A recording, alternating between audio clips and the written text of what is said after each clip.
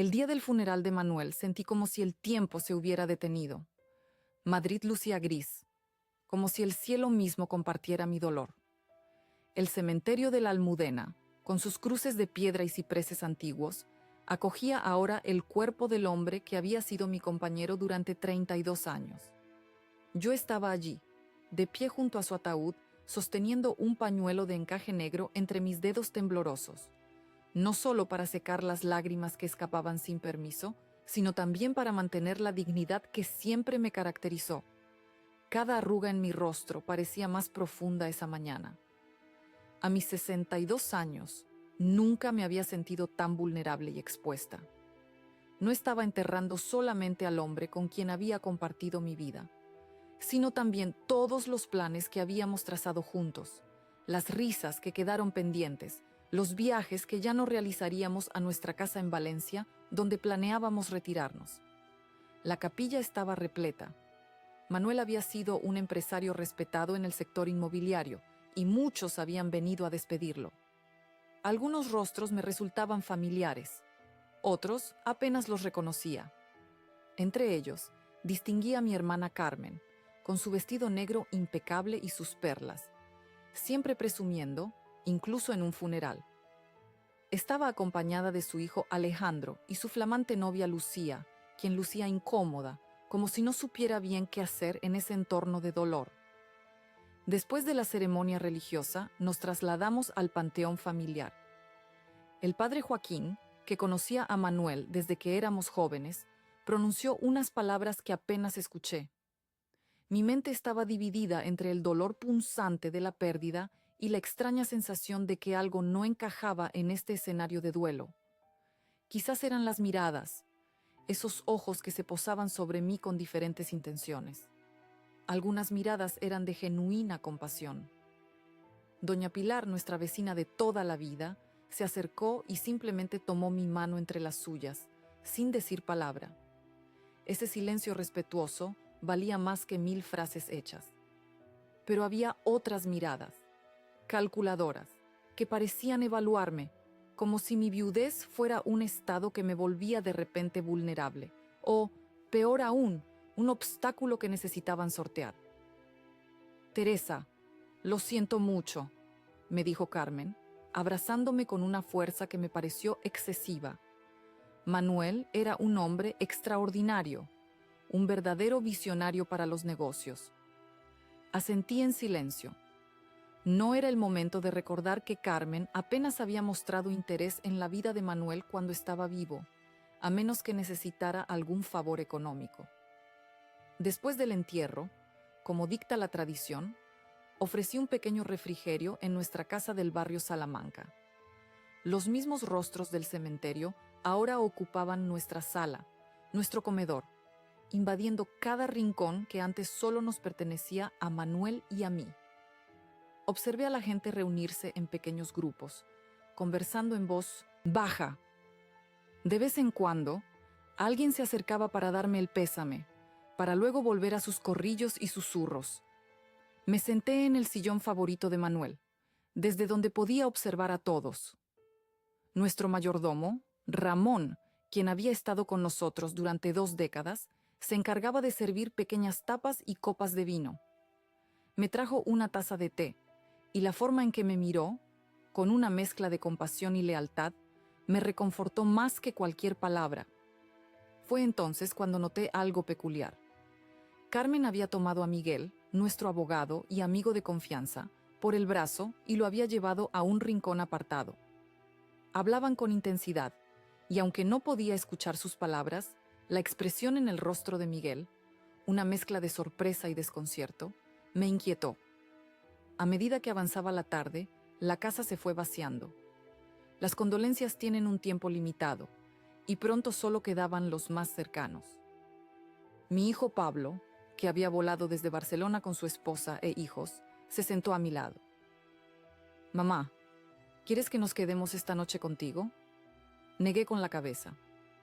«Necesito este tiempo a solas, hijo. Para asimilar, para respirar».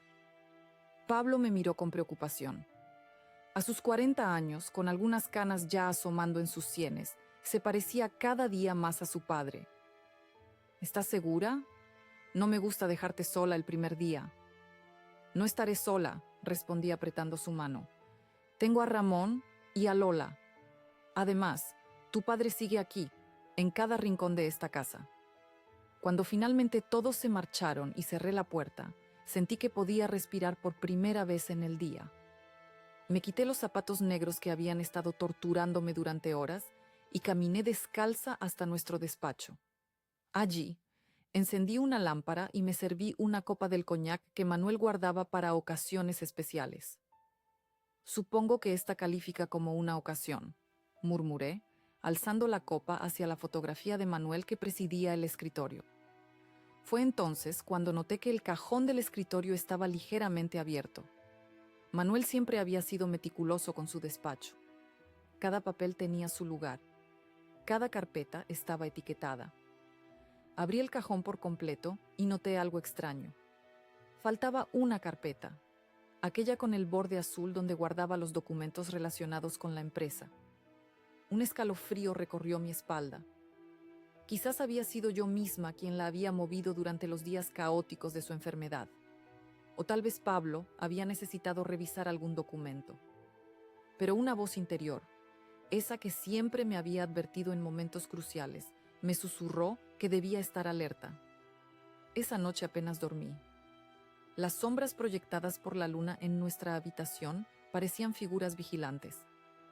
Entre el dolor por la ausencia de Manuel y la inquietud por lo que había percibido durante el funeral, mi mente no encontraba descanso. Algo me decía que el verdadero duelo apenas comenzaba y que vendría acompañado de desafíos que aún no podía imaginar. 3 semanas después del funeral, me encontré frente al espejo ajustando un vestido negro, diferente al del entierro, pero igualmente sobrio, para asistir a la boda de Alejandro, el hijo de Carmen. Dudé si debía acudir. Las bodas son celebraciones de vida, de futuro, y yo aún cargaba con el peso de la muerte reciente. Sin embargo, Manuel siempre había tenido debilidad por su sobrino, a quien había visto crecer y a quien incluso había ayudado con su primer empleo. No asistir sería como traicionar ese cariño. El Palacio de Cibeles, uno de los edificios más emblemáticos de Madrid, había sido el lugar elegido para la ceremonia. Un espacio grandioso y elegante, típico de los gustos ostentosos de mi hermana. Al entrar al salón, las miradas se posaron sobre mí. La viuda de negro en medio de un mar de colores festivos. Sentí como el murmullo disminuía momentáneamente, para luego volver con más fuerza, probablemente alimentado por comentarios sobre mi presencia. Me asignaron una mesa cercana al altar, junto a otros familiares directos. Mi sobrino Alberto, hijo de mi hermano menor que vive en Sevilla, se acercó para acompañarme. A sus 30 años, con su sonrisa franca y su mirada limpia, siempre había sido uno de mis favoritos. «Tía Teresa, qué alegría verte aquí», dijo, besándome en ambas mejillas. «¿Cómo lo estás llevando?» «Día a día, hijo. Como las olas, hay momentos en que la marea sube y otros en que baja». Alberto asintió, comprendiendo la metáfora sin necesidad de más explicaciones. Mi padre lamenta no haber podido venir desde Sevilla para el funeral. La operación de rodilla lo tiene bastante limitado. Lo entiendo perfectamente. Ya hablaremos cuando se recupere. La ceremonia comenzó con la entrada de Lucía, radiante en su vestido blanco. Llevaba el cabello recogido en un moño adornado con pequeñas flores de azahar, tradicionales en las bodas españolas. La joven avanzaba del brazo de su padre, un empresario vitivinícola de La Rioja, a quien había conocido brevemente en alguna cena de negocios con Manuel. Observé a Alejandro esperando en el altar, visiblemente nervioso, pero feliz. Por un momento, me permití recordar mi propia boda con Manuel, en aquella pequeña iglesia de Toledo, donde nos habíamos casado sin grandes lujos, pero con inmenso amor. Habíamos sido jóvenes e idealistas entonces, convencidos de que podríamos cambiar el mundo si permanecíamos juntos. Durante el intercambio de votos, noté cómo Carmen, sentada en primera fila, miraba a la familia de Lucía con una especie de orgullo calculador. Conocía esa mirada. Era la misma que ponía cuando conseguía acceder a algún círculo social exclusivo o cuando adquiría alguna joya particularmente costosa. No veía a la novia como a una nuera, sino como a un trofeo, una alianza ventajosa con una familia de bodegueros acaudalados. Después de la ceremonia, los invitados, nos trasladamos al salón de baile para el banquete. Las mesas estaban decoradas con centros de flores blancas y doradas, y las lámparas de araña proyectaban una luz cálida sobre la estancia. Me senté en la mesa asignada, junto a algunos primos lejanos y amigos de la familia que hacían esfuerzos por incluirme en sus conversaciones. «Teresa, ¿cómo va todo con la empresa de Manuel?», preguntó Javier, un antiguo socio que ahora estaba retirado. «Sigue su curso», respondí con deliberada vaguedad. La verdad era que aún no había tenido tiempo ni ánimo para sumergirme en los asuntos empresariales.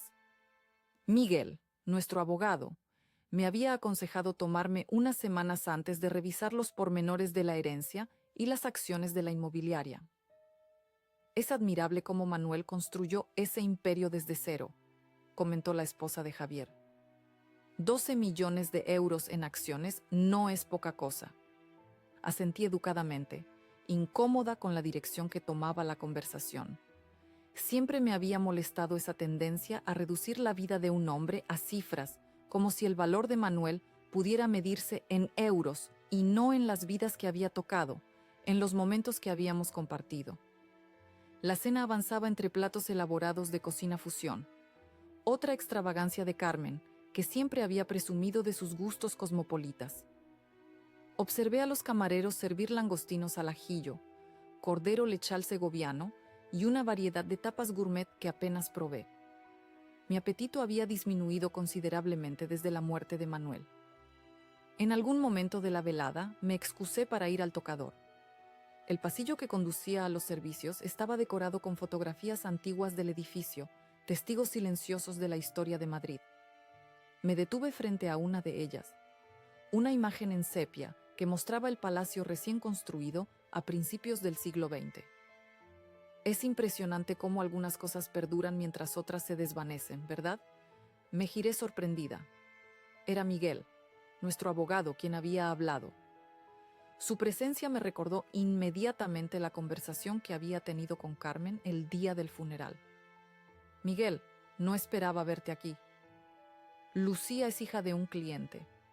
Pero aprovecho para hablar contigo, Teresa. He intentado contactarte estos días. Sentí un nudo en el estómago. ¿Ha ocurrido algo?» Miguel miró a ambos lados del pasillo, asegurándose de que estábamos solos. Carmen vino a verme al despacho. Tenía preguntas sobre la herencia de Manuel, específicamente sobre las acciones de la empresa. «¿Y qué le dijiste?» «Nada concreto, por supuesto. El testamento es confidencial hasta la lectura oficial. Pero me preocupa su insistencia. Mencionó algo sobre un acuerdo previo entre Manuel y Alejandro». Fruncí el ceño confundida. «¿Un acuerdo? Manuel nunca mencionó tal cosa». «Lo sé, por eso quería advertirte. Ten cuidado con Carmen.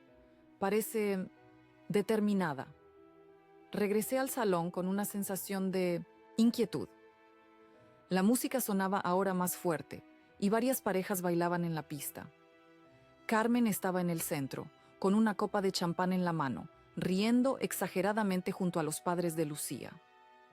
Nuestras miradas se cruzaron brevemente, y por un instante vi algo en sus ojos que me heló la sangre, una mezcla de desafío y triunfo anticipado. Me senté nuevamente en mi mesa, observando la celebración como si fuera una obra de teatro en la que yo no participaba realmente. Alejandro y Lucía bailaban su primer vals como matrimonio, mientras los invitados los rodeaban formando un círculo. La joven pareja parecía ajena a todo lo que no fuera su felicidad inmediata, ese burbuja que los recién casados construyen alrededor de sí mismos en su día especial. A pesar del ambiente festivo, sentí una opresión en el pecho. Las palabras de Miguel resonaban en mi mente. ¿Qué estaba tramando Carmen? ¿Qué supuesto acuerdo podría existir entre Manuel y Alejandro? Conocía demasiado bien a mi marido como para creer que hubiera tomado decisiones importantes sobre la empresa sin consultarme. Mientras los violines tocaban una melodía romántica y el fotógrafo capturaba el momento para la posteridad, yo pensaba en los documentos que faltaban en el despacho de Manuel. ¿Habría alguna conexión? La coincidencia parecía demasiado grande para ignorarla. Por un breve instante, mientras observaba los rostros sonrientes y las copas elevadas en brindis, sentí que la vida continuaba a mi alrededor mientras yo permanecía atrapada en un limbo entre el pasado que había perdido y un futuro que aún no podía vislumbrar. Sin embargo, algo dentro de mí, quizás ese instinto de supervivencia que Manuel siempre había admirado, me alertaba de que pronto tendría que despertar de ese letargo y enfrentar lo que fuera que estuviera por venir. El momento que transformó la celebración llegó sin aviso, como suelen ocurrir los desastres en la vida. La cena había concluido y los camareros comenzaban a servir el postre, un elaborado mil hojas de crema con frutos rojos, especialidad del chef que Carmen había contratado específicamente para la ocasión. Las conversaciones fluían alrededor de las mesas, mezclándose con la música suave que emanaba de la pequeña orquesta ubicada en una esquina del salón. Fue entonces cuando Carmen se levantó de su asiento, copa en mano. Un gesto del maestro de ceremonias hizo que la música cesara gradualmente, y el silencio se extendió por la sala como una ola. Las luces se atenuaron ligeramente, dejando un foco sobre mi hermana, quien sonreía con esa expresión que siempre había utilizado cuando estaba a punto de conseguir algo que deseaba fervientemente. «Queridos amigos y familia», comenzó, su voz amplificada por el micrófono que le habían proporcionado. «Hoy es un día de unión, no solo entre Alejandro y Lucía, sino también entre familias». Los invitados asintieron, sonriendo ante lo que parecía ser el inicio de un discurso emotivo. Yo, sin embargo, sentí un escalofrío recorrer mi espalda. Algo en el tono de Carmen, en la forma en que sus ojos brillaban, me alertó de que esto no sería un simple brindis maternal. Como madre del novio, no puedo evitar sentir orgullo por el hombre en que se ha convertido mi hijo. Un hombre capaz, responsable, digno de ocupar grandes posiciones. Hizo una pausa dramática, y en ese instante supe que lo que vendría a continuación cambiaría el curso de nuestra relación para siempre. Y hablando de posiciones importantes, me complace anunciar oficialmente algo que pocos saben. Mi querido cuñado Manuel, que lamentablemente nos dejó hace unas semanas. Aquí hizo un gesto en mi dirección, con fingido pesar. Tuvo la visión y la generosidad de nombrar a Alejandro como su sucesor en Construcciones Ibéricas. Un murmullo recorrió la sala. Algunos invitados me miraron con sorpresa, otros con curiosidad. Yo permanecí inmóvil, mi rostro convertido en una máscara impenetrable mientras mi mente procesaba rápidamente lo que acababa de escuchar. «Así es», continuó Carmen, alzando la voz para acallar los murmullos. «Mi hijo heredará el 50% de las acciones de la empresa, valoradas en más de 6 millones de euros.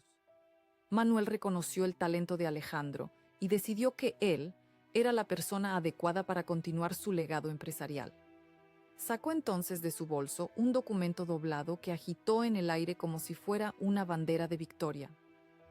Tengo aquí el contrato firmado por Manuel hace 2 años, donde establece claramente su voluntad de que Alejandro asuma el control de la mitad de la compañía».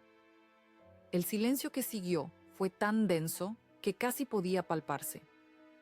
Las miradas iban de Carmen a mí, esperando mi reacción. Vi a Miguel, nuestro abogado, fruncir el ceño con evidente confusión. Vi a mi hijo Pablo, que había viajado desde Barcelona para la boda, tensarse visiblemente en su asiento. Vi a Lucía, la novia, apretar la mano de Alejandro con fuerza, su rostro reflejando incomodidad ante la situación. Pero sobre todo, vi a mi hermana Carmen, radiante en su falso triunfo, convencida de que acababa de asestar un golpe maestro.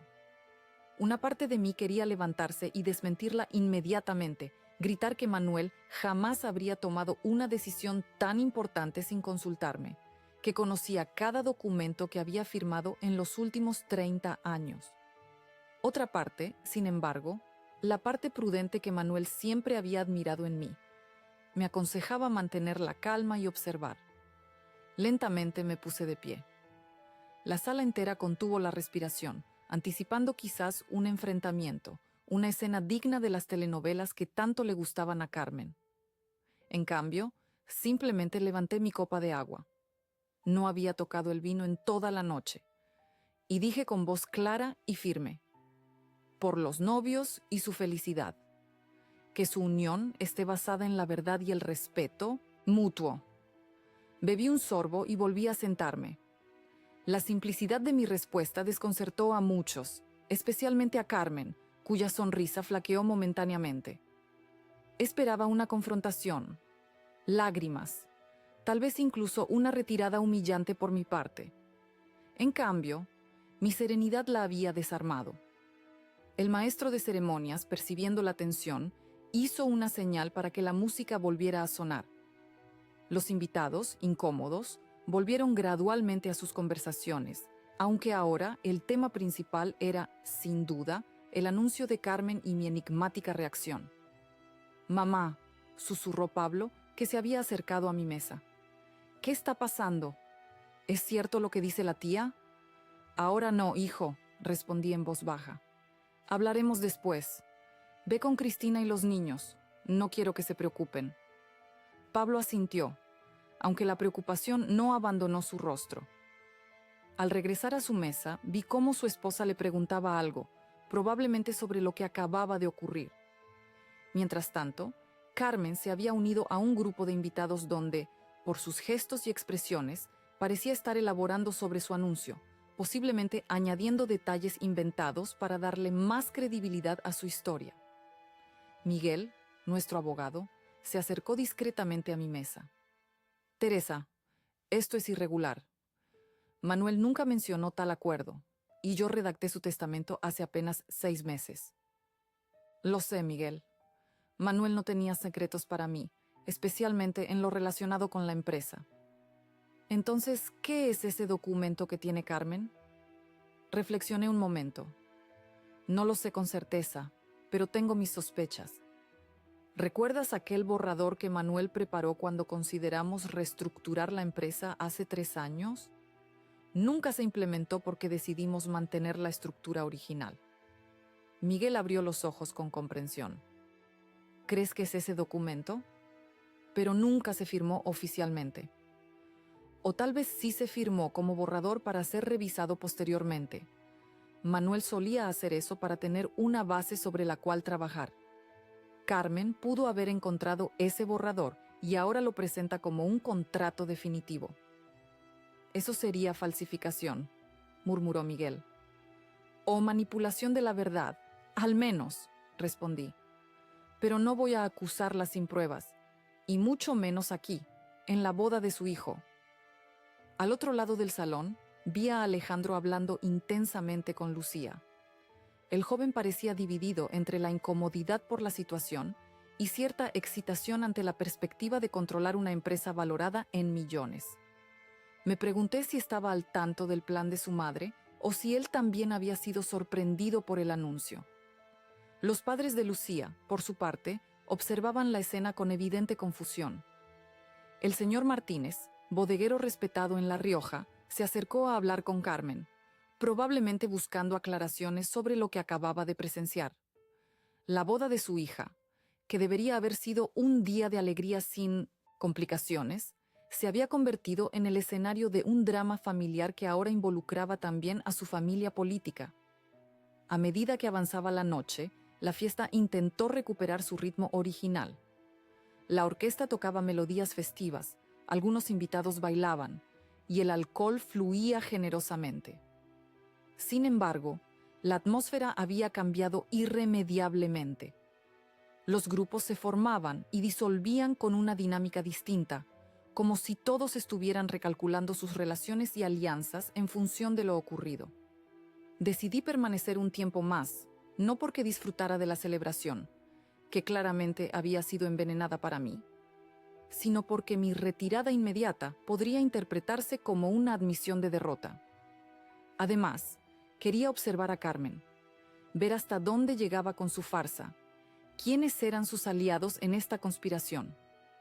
Cerca de medianoche, cuando la tarta nupcial ya había sido cortada y muchos invitados comenzaban a despedirse, Carmen se acercó a mi mesa.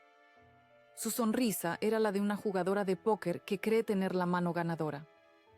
Teresa, querida, espero que no te haya molestado mi anuncio. Pensé que ya estarías al tanto siendo la viuda de Manuel. La miré directamente a los ojos, manteniendo mi voz calmada pero firme. Carmen, siempre has tenido un talento especial para la dramatización. Esta noche te has superado a ti misma. Su sonrisa vaciló por un instante. No es dramatización, hermana. Es la verdad. Manuel quería que Alejandro continuara su legado. Manuel y yo hablábamos de todo, especialmente de la empresa que construimos juntos. Es curioso que nunca mencionara este supuesto acuerdo contigo o con tu hijo. Quizás no te lo dijo porque sabía que te opondrías, respondió con un tono condescendiente. Los hombres a veces guardan secretos, incluso de sus esposas. Sentí una punzada de ira, pero la contuve. Tienes razón en una cosa, Carmen. A veces hay secretos, pero te aseguro que pronto conoceremos toda la verdad. Mientras observaba a Carmen pavonearse por el salón con su supuesto contrato, mi mente viajó al pasado, a las innumerables noches que Manuel y yo habíamos compartido hablando sobre la empresa, sobre nuestro futuro y el de nuestros hijos. Construcciones Ibéricas había sido el proyecto de toda nuestra vida, nacido en un pequeño despacho en Chamberí cuando aún éramos jóvenes y teníamos más sueños que recursos. Recordé particularmente aquella noche de invierno, apenas 3 años atrás, cuando Manuel regresó tarde de una reunión con el consejo directivo. Nevaba ligeramente en Madrid, algo poco común, y los copos se derretían sobre su abrigo de lana mientras colgaba su bufanda en el perchero de la entrada. Yo le esperaba en el salón, con 2 copas de vino tinto de Ribera del Duero, su favorito, y la chimenea encendida. ¿Cómo ha ido la reunión?, pregunté, mientras se sentaba a mi lado en el sofá con un suspiro de cansancio. Complicada, respondió quitándose las gafas para masajearse el puente de la nariz. Álvarez sigue insistiendo en que vendamos la división de Andalucía. Dice que no es rentable mantenerla con la crisis del sector. ¿Y tú qué piensas? Manuel tomó un sorbo de vino antes de responder. Que Álvarez solo ve números en una hoja de cálculo, no personas. Tenemos 40 familias trabajando en esos proyectos. No voy a dejarlos en la calle porque un trimestre haya sido flojo. Esa era la esencia de Manuel. Un hombre de negocios brillante, pero con un sentido profundo de la responsabilidad hacia quienes dependían de él. Nunca tomaba decisiones precipitadas, siempre evaluaba cada aspecto con meticulosidad. Fue en esa misma conversación cuando mencionó por primera vez la idea de un plan de sucesión. Teresa, necesitamos pensar en el futuro de la empresa cuando yo ya no esté, dijo, mirando las llamas danzar en la chimenea. No hables así, le regañé suavemente. Tienes salud para muchos años más. Él sonrió, tomando mi mano entre las suyas. No es pesimismo, es previsión. Pablo ha elegido su propio camino con su consultora en Barcelona, y lo respeto. Pero la empresa necesitará liderazgo. ¿Has pensado en alguien específico? Manuel guardó silencio un momento. He considerado varias opciones. Martínez lleva 20 años con nosotros y conoce cada engranaje de la compañía. Luego está García, más joven, pero con una visión innovadora. ¿Y Alejandro?, pregunté, sabiendo que Carmen siempre había tenido la esperanza de que su hijo entrara en la empresa. Manuel negó con la cabeza. Alejandro es inteligente, pero carece de experiencia y, sinceramente, de compromiso.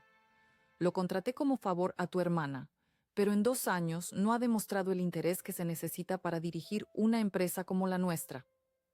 Esa conversación se repitió con variaciones a lo largo de los meses siguientes.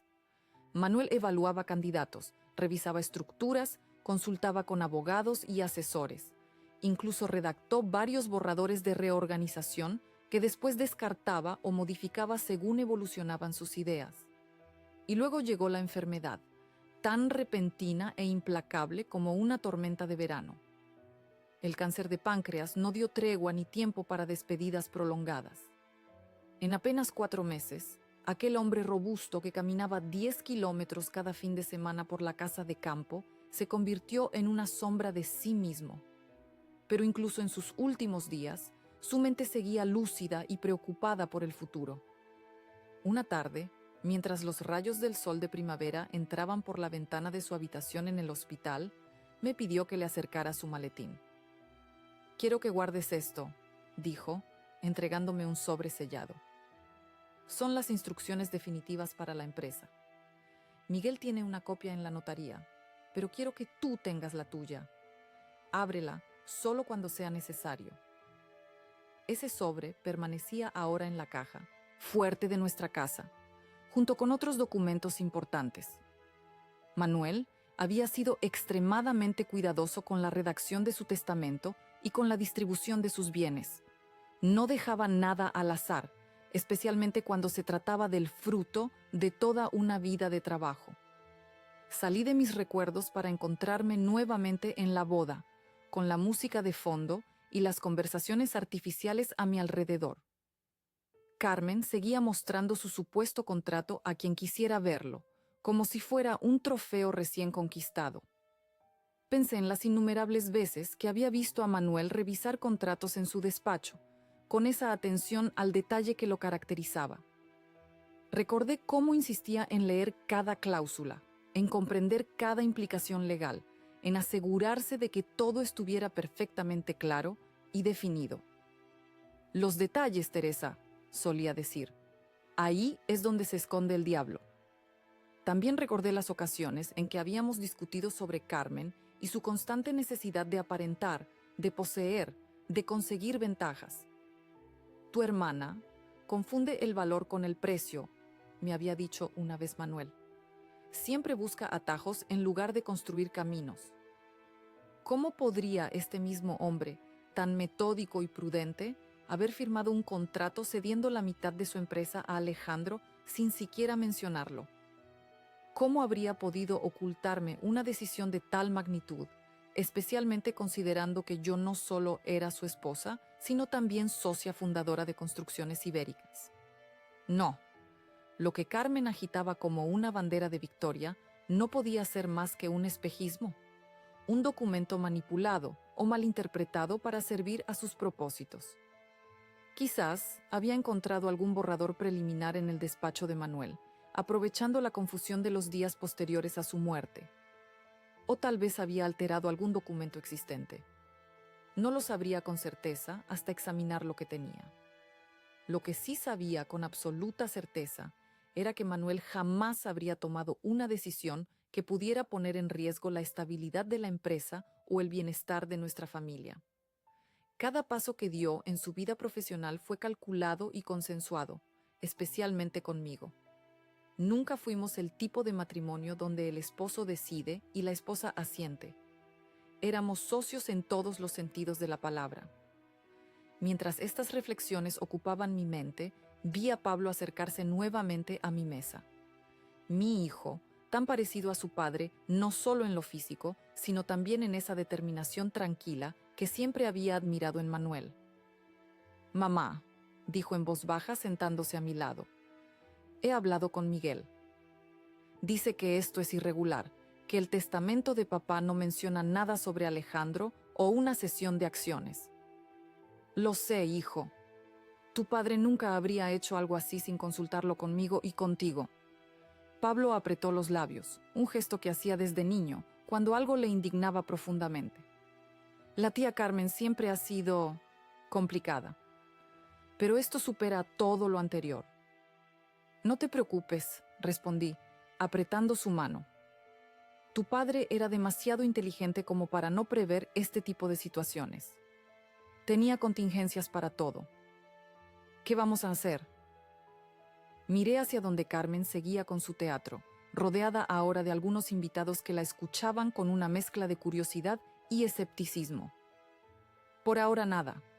Este es el día de Alejandro y Lucía, y no voy a convertirlo en un campo de batalla familiar. Mañana, sin embargo, empezaremos a poner orden. Pablo asintió, comprendiendo mi estrategia. Siempre había sido un chico intuitivo, capaz de ver más allá de lo evidente. ¿Crees que Alejandro está involucrado en esto o es solo cosa de la tía? Observé al novio, que bailaba con su esposa, pero cuyos ojos se desviaban ocasionalmente hacia donde su madre exhibía el documento. No lo sé con certeza, pero lo averiguaremos. Mientras la noche avanzaba y la celebración continuaba a mi alrededor, sentí una extraña calma interior. No era resignación ni indiferencia, sino la seguridad profunda de que la verdad prevalecería. Manuel había sido un hombre de principios, un constructor no solo de edificios, sino de relaciones basadas en la confianza y el respeto mutuo. Su legado no podía ser manchado por la ambición desmedida de Carmen o de cualquier otro. El anuncio de Carmen había transformado la atmósfera de la boda. Lo que debía ser una celebración de amor se había convertido en un espectáculo incómodo donde los invitados parecían actores atrapados en una obra para la que no habían ensayado. Observé cómo la gente se movía por el salón, formando pequeños grupos donde sin duda se comentaba lo ocurrido. Las expresiones variaban desde la curiosidad morbosa hasta la incomodidad evidente.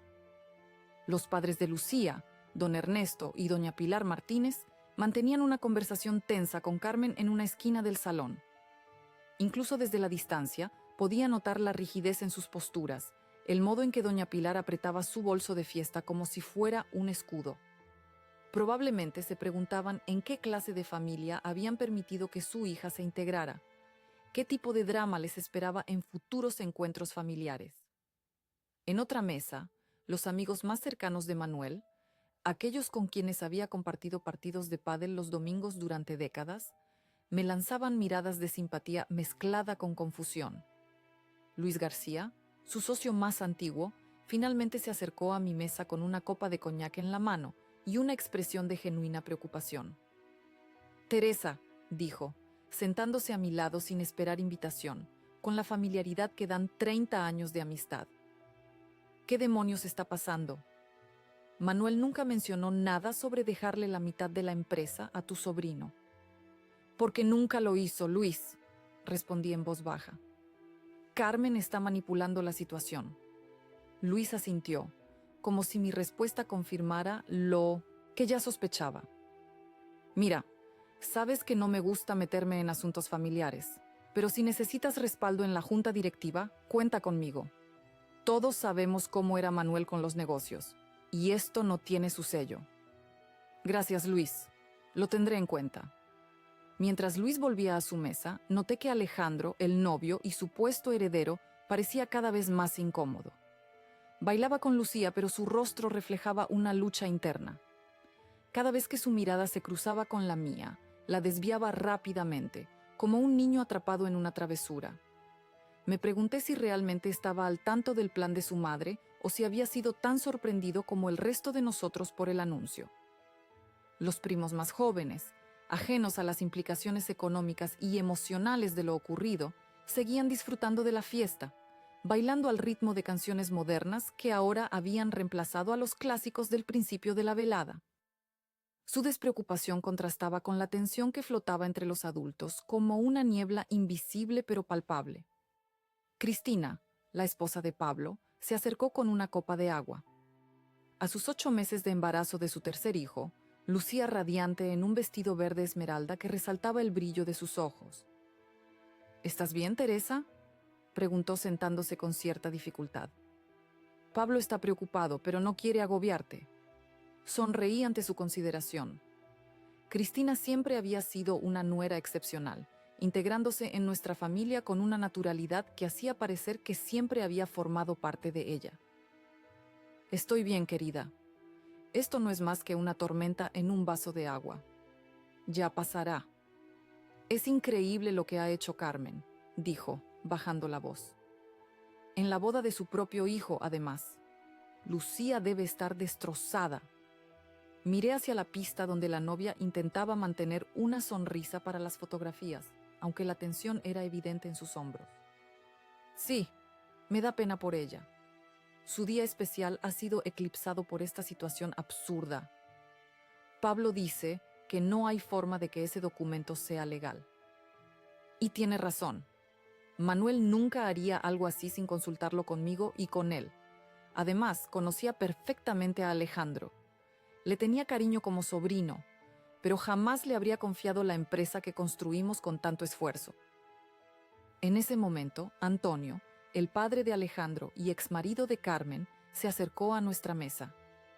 Antonio y Carmen se habían divorciado hacía 15 años, tras un matrimonio turbulento marcado por las infidelidades de él y la ambición desmedida de ella.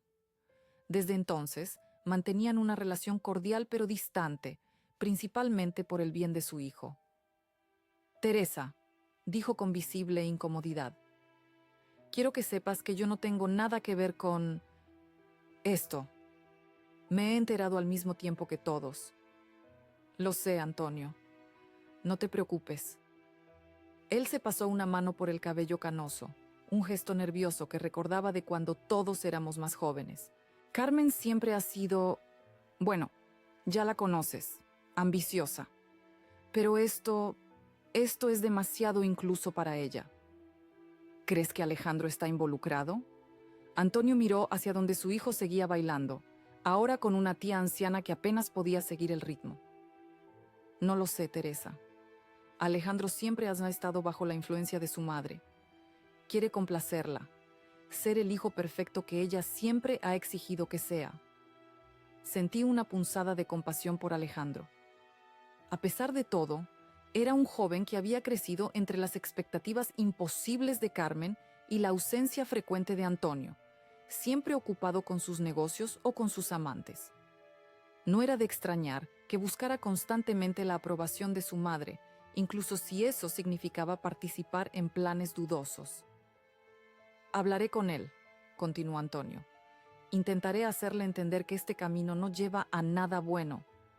Te lo agradecería, Antonio, por el bien de todos. Mientras Antonio se alejaba, noté que Miguel, nuestro abogado, estaba examinando discretamente el documento que Carmen había estado mostrando. Ella se lo había entregado a regañadientes, probablemente presionada por los padres de Lucía, que querían entender exactamente en qué se estaba metiendo su hija. La expresión de Miguel mientras leía confirmaba mis sospechas. Fruncía el ceño, pasaba páginas hacia adelante y hacia atrás, se detenía en ciertos puntos con evidente confusión. Cuando terminó, le devolvió el documento a Carmen con unas palabras que no pude escuchar, pero que hicieron que ella apretara los labios con disgusto. Miguel se dirigió inmediatamente hacia mí, su rostro reflejando una mezcla de alivio y preocupación. Teresa, he visto el documento. Es el borrador preliminar que Manuel redactó cuando considerábamos reestructurar la empresa. Tiene su firma, sí, pero también tiene escrito a mano borrador, no válido, en la última página. ¿Carmen ha omitido esa parte? No exactamente. La última página simplemente no está. El documento está incompleto. Asentí, comprendiendo la estrategia de mi hermana. Entonces está presentando un borrador incompleto como si fuera un contrato válido. Exactamente. Además, incluso si fuera un documento completo, sin esa anotación, seguiría sin tener validez legal. No está notariado, y cualquier cambio de esa magnitud en la estructura de propiedad de la empresa requeriría no solo la firma de Manuel, sino también la tuya como cofundadora y accionista. Sentí un alivio interior, aunque ya sabía que las pretensiones de Carmen no tenían base legal. Era reconfortante tener la confirmación. La fiesta continuaba a nuestro alrededor, pero con un ambiente cada vez más fracturado. Algunos invitados, principalmente amigos de los novios que poco sabían de las complicaciones familiares, seguían bailando y celebrando con entusiasmo.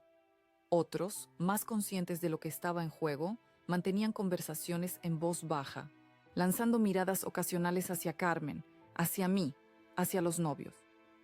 La madre de Lucía, doña Pilar, se acercó a mi mesa con paso decidido. Era una mujer elegante, de porte aristocrático, cuya familia había estado en el negocio del vino durante generaciones. «Teresa», dijo, sentándose a mi lado, «quiero disculparme por lo que está ocurriendo. Esto no es lo que esperábamos para la boda de nuestra hija». «No tienes por qué disculparte, Pilar. Tú no has provocado esta situación». Ella apretó ligeramente mi mano. «Aún así, me siento responsable. Debimos haber organizado la boda en La Rioja, en nuestra finca. Pero Carmen insistió tanto en este lugar, en hacerse cargo de los detalles. Ahora entiendo por qué». «¿Qué quieres decir?» «Es obvio, ¿no?» Planeaba hacer este anuncio desde el principio. Quería un escenario grandioso, con todos los amigos y socios de Manuel presentes. Bajó la voz hasta casi un susurro. «Entre nosotras, Teresa, nunca me ha gustado tu hermana. Demasiado teatral para mi gusto. Pero por el bien de los chicos, he intentado llevarme bien con ella. Lo entiendo perfectamente. Mi marido está furioso», continuó. «Dice que no quiere que nuestra hija se vea envuelta en batallas legales por herencias. Ya sabes cómo son los hombres, preocupados siempre por el apellido y la reputación». Observé a don Ernesto, que ahora conversaba con Antonio en una esquina. Ambos parecían tensos, probablemente discutiendo las implicaciones de lo ocurrido. «No habrá batallas legales, Pilar», respondí con firmeza. «Esto se resolverá discretamente, te lo aseguro». Ella pareció aliviada, aunque la duda persistía en sus ojos. «Eso espero, Teresa. Por el bien de todos, especialmente de los chicos». Cuando los murmullos crecieron y las miradas se intensificaron, decidí que era momento de mostrar mi propia fuerza, no con estridencias como las de Carmen, sino con la serenidad que siempre me había caracterizado. Me levanté de mi asiento y caminé lentamente hacia la terraza del Palacio de Cibeles, necesitando un momento de aire fresco y soledad. La noche madrileña se extendía ante mí, con el cielo teñido de ese azul profundo salpicado de estrellas que solo se aprecia en las noches de primavera. Desde allí podía contemplar la fuente de Cibeles iluminada, uno de los símbolos más emblemáticos de la ciudad que me había visto nacer, crecer, amar y ahora enfrentar esta nueva prueba. Respiré profundamente, dejando que el aire fresco llenara mis pulmones y calmara mi mente. A pesar de las circunstancias, sentía una extraña tranquilidad. No era la calma de quien se rinde, sino la de quien sabe que tiene la verdad de su lado. Recordé la caja fuerte en nuestro despacho en casa, donde guardábamos los documentos más importantes. Allí estaba no solo el sobre que Manuel me había entregado en el hospital, sino también copias de todos los contratos significativos de la empresa, incluido su testamento, oficial, debidamente notariado y registrado. Documentos que Carmen desconocía y que demolerían su teatro en cuestión de minutos. ¿Puedo acompañarte? Me giré para encontrar a Lucía, la novia, de pie junto a la puerta de la terraza. Su expresión era una mezcla de incomodidad y determinación. A pesar de las circunstancias, mantenía la compostura, algo que me hizo admirarla instantáneamente. «Por supuesto, querida. Es tu boda, después de todo». Lucía se acercó, el vuelo de su vestido blanco ondeando suavemente con la brisa nocturna. «Quiero pedirte disculpas, Teresa. Esto no es lo que Alejandro y yo queríamos para hoy». «No tienes que disculparte. Nada de esto es culpa tuya». «Ni de Alejandro», añadió rápidamente con un tono que sugería que estaba acostumbrada a defender a su ahora esposo. Él no sabía nada sobre el anuncio de su madre. «Te lo aseguro». La miré con atención, intentando discernir si realmente creía lo que decía o si estaba protegiendo a Alejandro. Sus ojos, sin embargo, reflejaban sinceridad. «¿Te lo ha dicho él?» Lucía asintió. «Está furioso con Carmen». Nunca había visto a Alejandro enfrentarse a su madre de esa manera. Eso sí me sorprendió. Alejandro siempre había sido el hijo obediente, el que nunca cuestionaba las decisiones o manipulaciones de Carmen. ¿Qué le ha dicho exactamente? que no quiere formar parte de esto, que si hay algún documento, él no lo firmó ni lo autorizó, que respeta demasiado la memoria de su tío Manuel como para participar en algo así. Hizo una pausa, mirando hacia el interior del salón donde la fiesta continuaba. Están discutiendo ahora mismo, en el vestíbulo. Por eso vine aquí. Necesitaba alejarme un momento.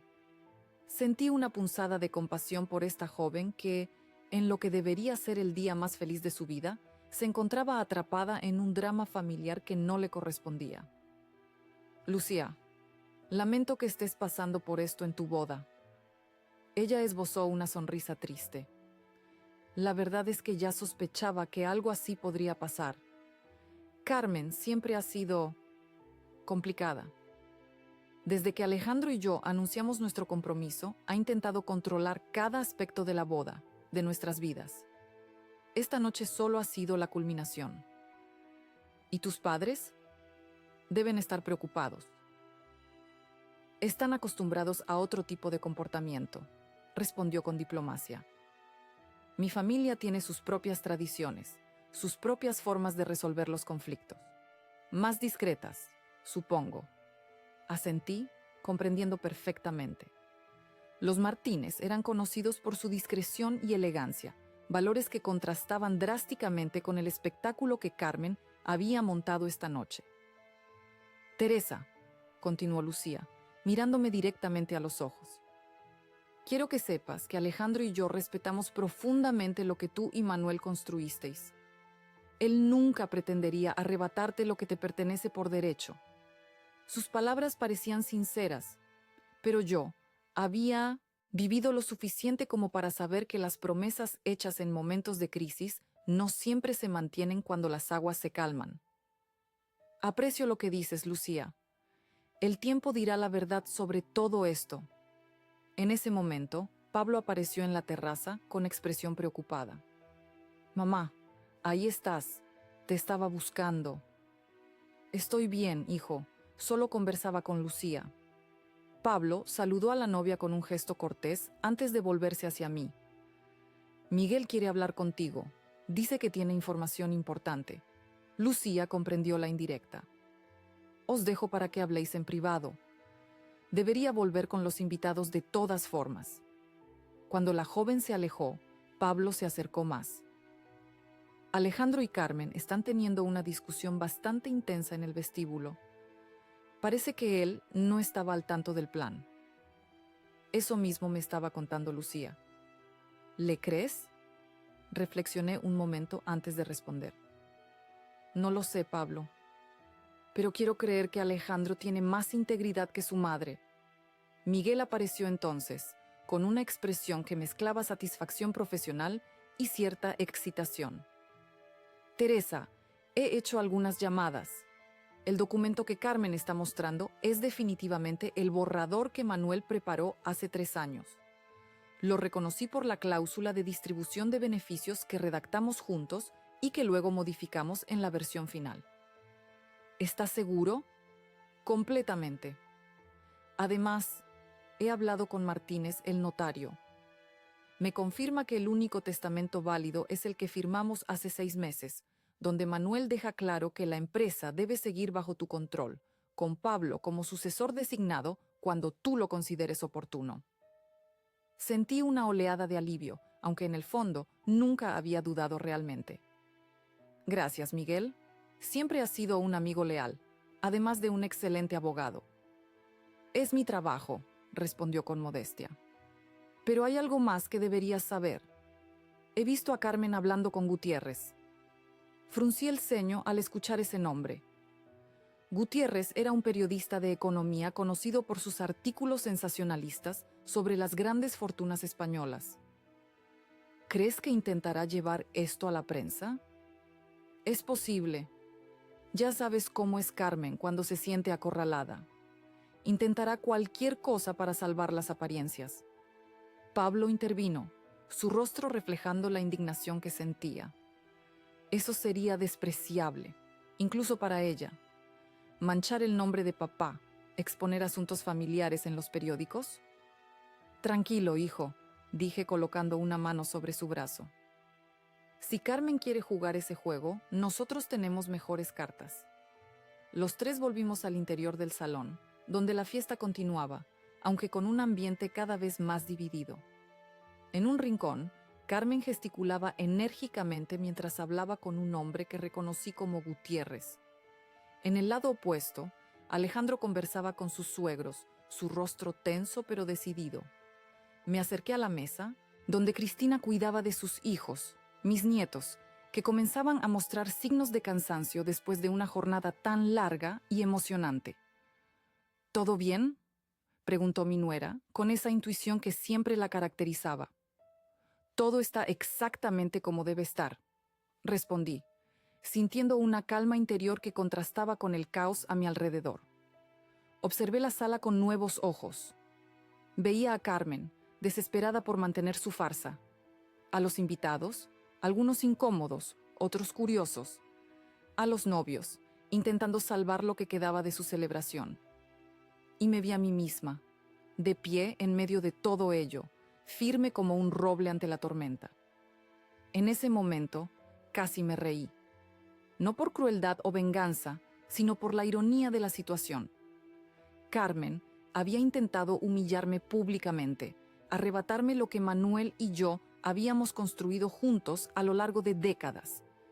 Y lo había hecho sin comprender que la verdadera fuerza no estaba en los documentos o en las acciones de una empresa, sino en la integridad con la que habíamos vivido nuestras vidas. Manuel me había dejado algo mucho más valioso que una empresa inmobiliaria. Me había dejado la certeza de su amor, la seguridad de que cada decisión importante la habíamos tomado juntos, y la tranquilidad de saber que nuestro legado estaba protegido contra las ambiciones de personas como Carmen. Cuando la orquesta comenzó a tocar de nuevo, anunciando el último baile de la noche, sentí una presencia a mi lado. Era Antonio, el exmarido de Carmen, con una expresión de disculpa en su rostro curtido. «Teresa, ¿me concederías este baile? Por los viejos tiempos cuando éramos jóvenes y el mundo parecía más sencillo». Sonreí, recordando aquellas tardes en la universidad cuando los cuatro, Manuel, Carmen, Antonio y yo, soñábamos con el futuro sin imaginar los caminos tan diferentes que tomaríamos. «Por los viejos tiempos», acepté, tomando su mano. Mientras nos movíamos al ritmo de un bolero, vi a Carmen observándonos con una mezcla de rabia y desconcierto. Su plan se desmoronaba ante sus ojos, y ni siquiera podía entender por qué. Esa era quizás la mayor diferencia entre nosotras. Ella nunca había comprendido que la vida no se trata de ganar a toda costa, sino de construir relaciones basadas en el respeto y la honestidad. «Mañana será un nuevo día, Teresa», dijo Antonio mientras girábamos por la pista. «Y tú estarás preparada para lo que venga». Asentí, sabiendo que tenía razón. Mañana enfrentaría las consecuencias legales de las acciones de Carmen, protegería el legado de Manuel. Y quizás, solo quizás, tendría una conversación sincera con mi hermana, aunque dudaba que estuviera dispuesta a escuchar. Por esta noche, sin embargo, me permitiría simplemente bailar, sintiendo el peso del día disolverse con cada paso, con cada nota. La batalla no había terminado, pero la victoria ya era mía, no porque hubiera derrotado a Carmen, sino porque había permanecido fiel a mí misma y a los valores que Manuel y yo siempre habíamos compartido. Y en esa certeza, en esa confianza silenciosa, encontré una paz que ninguna manipulación, ninguna mentira, ninguna ambición desmedida podría jamás arrebatarme.